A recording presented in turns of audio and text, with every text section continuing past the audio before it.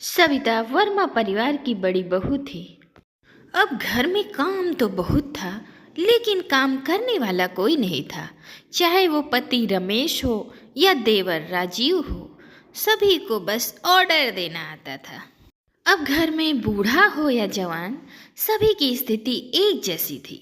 काम करने के लिए कोई हाथ हिलाना ही नहीं चाहता था। अरे, क्या हुआ सबिता? तुम्हारा चेहरा क्यों उतरा हुआ है?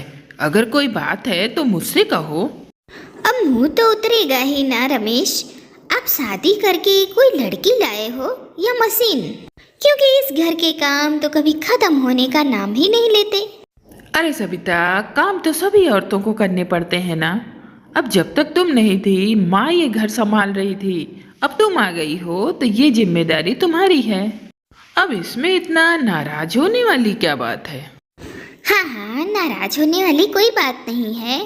तुम बस 2 दिन इस घर का काम करके देख लो, तुम्हें समझ में आ जाएगा। फिर समझोगे क्यों मेरा मुंह उतरा हुआ है। सुबह से शाम हो जाती है काम करते करते, लेकिन इस घर के काम खत्म होने का नाम ही नहीं लेते। इस घर में गिन चुनकर 5 लोग हैं, पर पांचों लोगों की फरमाइश अलग अलग है। इस घर में तो चाय भी एक जैसी नहीं बनती। तुम्हारे पिताजी को येलो टी चाहिए, तुम्हें ग्रीन टी चाहिए, मम्मी जी को अदरक वाली चाय चाहिए। और फिर चाय बनाने के बाद मुझे चाय के 30 बर्तन धोने पड़ते हैं। इस बात के बारे में कभी सोचा है तुमने? और तो और बात सिर्फ चाय पर ही नहीं खत्म होती। इस घर में जब नाश्ता बनाने की बारी आती है ना, तो नाश्ता भी सबकी अलग अलग फरमाइश होती है। और फिर अगर सबकी फरमाइश पूरी ना करो तो फिर लोग यही कहते हैं, बहू तो निकम्मी है, कामचोर है, काम नहीं करती। अब अपनी पत्नी सविता का बिगड़ा हुआ मिजाज देखकर रमेश करवट बदलकर सो जाता है। अब कुछ दिन ऐसे ही बीत जाते हैं।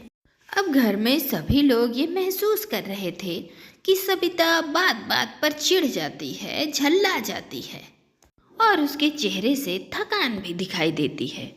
फिर एक दिन कौशल्या अपनी बहू सविता से कहती है, अरे क्या बात है सविता बहू, तुम आजकल थोड़ा उखड़ी उखड़ी सी रहती हो और तुम्हारे चेहरे पर थकान भी दिखाई देती है।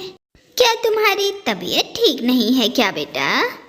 माँ जी, हमारे घर में इतना काम है कि काम करते करते किसी की भी तबीयत खराब हो सकती है।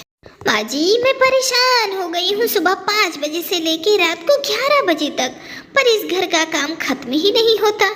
क्योंकि इस घर के मर्दों को कोई काम करने की आदत ही नहीं है। जिसे देखो बस सब सविता सविता चिल्लाते ही रहते हैं। अरे बेटा, मैं मानती हूँ कि ये दोनों नालायक अपना काम खुद से नहीं करते, पर तू चिंता मत कर, मैं अपनी बहू को ऐसे मुरझाने थोड़ी दूंगी। कल से मैं और तेरा पति रमेश दोनों मिलकर हम तेरे काम में मदद करेंगे। अब खुश? अब सास कौशल्या की बात सुनकर सविता का मन हल्का हो जाता है। ओफो, मैं बिना बात ही माँ जी को गलत समझ रही थी। माँ जी तो कितनी अच्छी हैं, बिना कहे ही सारी बात समझ गई और मेरी मदद करने के लिए तैयार हो गई। चलो, कल से माँ जी और रमेश रसोई के कामों में मेरी मदद करेंगे तो मेरा भी काम थोड़ा हल्का हो जाएगा। अब सविता उस रात खुशी खुशी सो जाती है। फिर अगले दिन सुबह रमेश सविता को जगाता है। सविता, उठो सविता, देखो तुम्हारी चाय बनकर तैयार हो गई है। अब उठो जल्दी से, लो बेड टी पी लो। क्या बात है रमेश जी, बेड टी? क्या ये चाय तुमने बनाई है? और नहीं तो क्या। क्या तुम्हें लगता है मैं चाय नहीं बना सकता? अरे, मैंने तुम्हारे ही नहीं बल्कि पापा और मम्मी को भी उनकी पसंद की चाय बनाकर दे आया हूँ। अब रमेश की बात सुनकर सविता बहुत खुश हो जाती है और जल्दी जल्दी अपनी चाय खत्म करने के बाद जब वह रसोई में पहुंचती है तो रसोई की हालत देखकर अपना माथा पकड़ लेती है। अब किचन देखकर ऐसा लग रहा था कि अभी अभी यहाँ पे भूकंप आया था। अदरक, चीनी, चाय पत्ती, ग्रीन टी सब किचन की प्लेटफॉर्म पर ऐसे बिखरे पड़े थे जैसे मानो किसी कुत्ते या बिल्ली ने फैला दिए हों। अब चाय बनाने के बर्तन और चाय प्लेटफॉर्म पर बिखरे हुए थे। आधी से ज़्यादा चाय भी प्लेटफॉर्म पर पड़ी हुई थी, जिसके ऊपर चींटियाँ और मक्खियाँ उड़ रही थी। जिसे देखकर सविता अपना माथा पकड़ लेती है।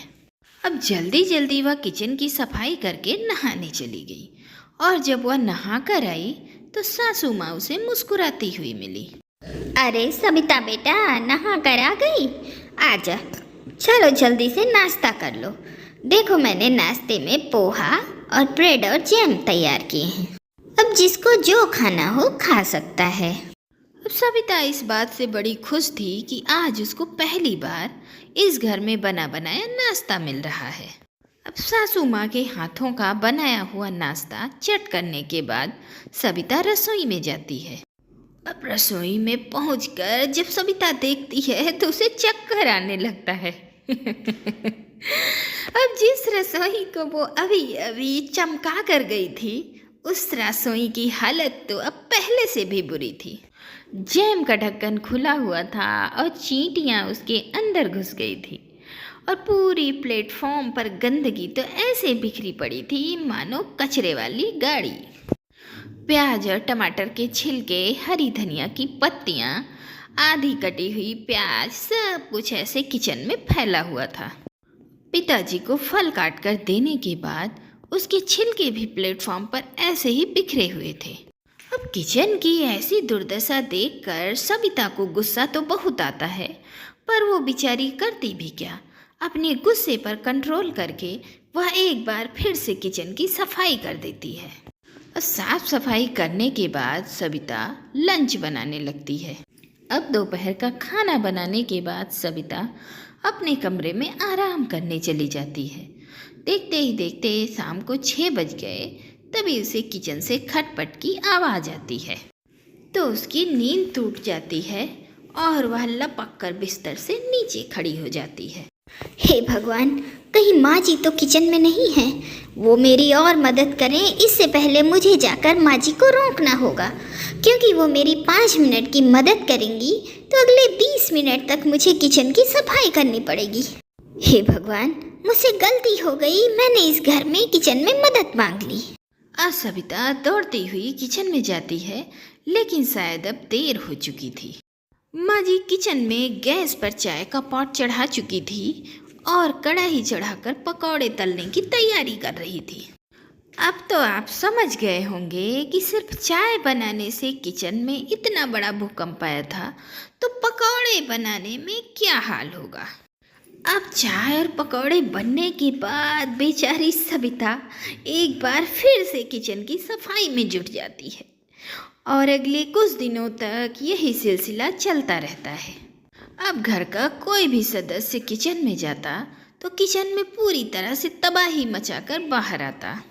अब सुबह के 7 बजने वाले थे और सविता नहा धोकर तेजी से रसोई की तरफ जा रही थी, क्योंकि अभी सविता को सबके लिए टिफिन तैयार करना था। अब जैसे ही सविता ने रसोई में कदम रखा, उसका पैर फिसला और वह धड़ाम से फिसलकर नीचे गिर गई। ओए माँ, मैं मर गई। ये किचन की फर्श पर क्या गिरा पड़ा है जिससे मैं फिसल कर गिर गई?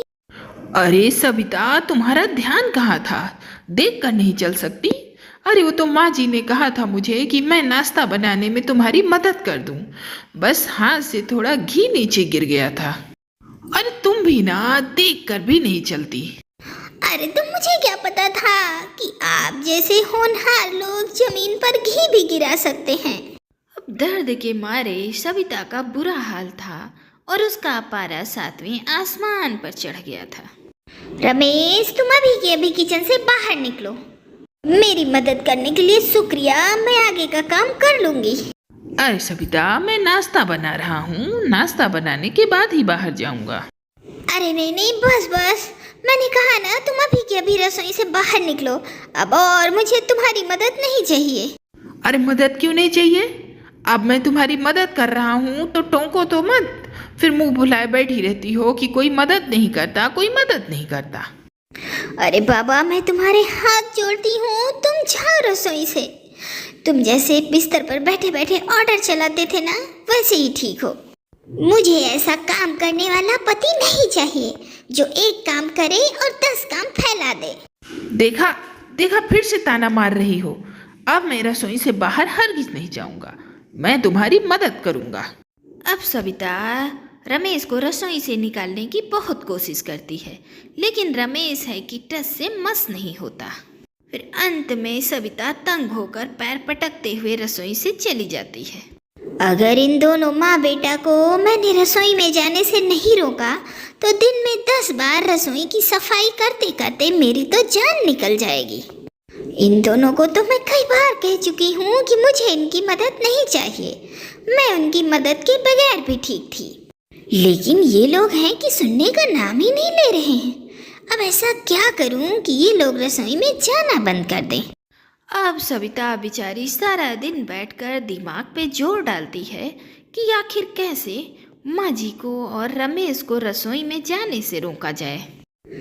वाह आइडिया! अब एक ही चारा है माँ जी और इनको रसोई में जाने से रोकने के लिए। मैं एक काम करती हूँ, रसोई में ताला ही लगा देती हूँ, फिर न इन लोगों को मिलेगी रसोई की चाबी और न ये लोग जाएंगे रसोई में।